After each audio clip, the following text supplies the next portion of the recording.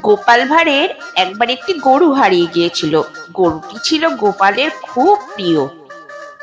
চৈত্রের কাঠফাটা রৌদ্রে বনে বাজারে খুঁজে খুঁজে সে বিকেলে নিজের বাড়ির দাওয়ায় ধপাস করে বসে ছেলেকে ডেকে বললে, "ও ভাই, জলদি এক ঘটি জল আনো, তেষ্টায় ছাতি ফেটে যাচ্ছে।"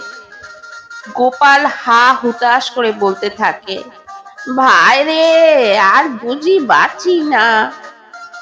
ঘরে গোপালের কোনো ভাই থাকতো না, একমাত্র ছেলে। বউ নিয়ে গোপালের সংসার। গোপালের স্ত্রী রান্নাঘরে ছিল। সে গোপালের কথা শুনে বললে, "মিনসের এত বয়স হলো, তবু যদি একটু কাণ্ড জ্ঞান থাকতো গো! নিজের ছেলেকে ভাই বলে ডাকছে গা! ঘরে ছেলে ছাড়া কি আর কটা ভাই আছে গো তোমার?" স্ত্রীর কথা শুনে গোপাল বললে, "সাদের গরু হারালে এমনই হয় মা।"